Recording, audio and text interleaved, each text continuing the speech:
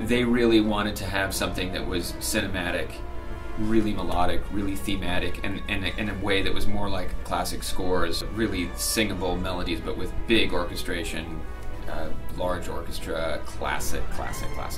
Without that kind of, hiding in the background, sonic wallpaper, just long chords kind of vibe that you hear in a lot of movies.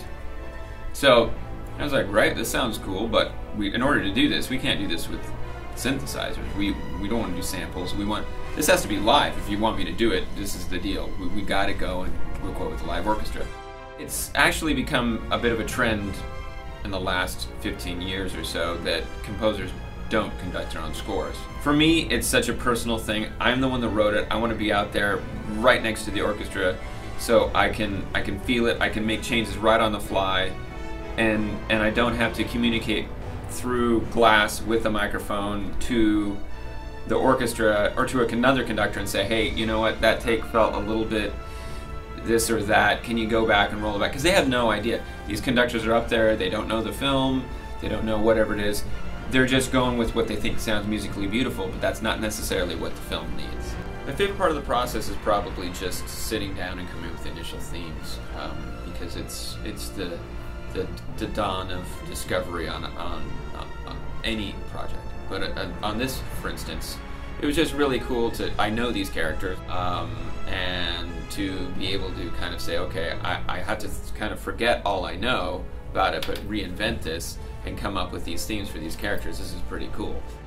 There's a process that went on with the initial 5 episodes, which was kind of acted as a movie. That was all scored to picture. And then I also created this library of music for all the themes, for all the different characters, and different action sequences and different suspense sequences, and all these different variations on things that are used in the show and edited in. There is a bed of instrumentation that is live, that has been recorded. And the great thing about that is that it is prohibitively expensive to record orchestra for, a series every week. It would be impossible. So that's why we front-loaded it with really going for it as if it were a movie. So we're able to have high quality the whole time.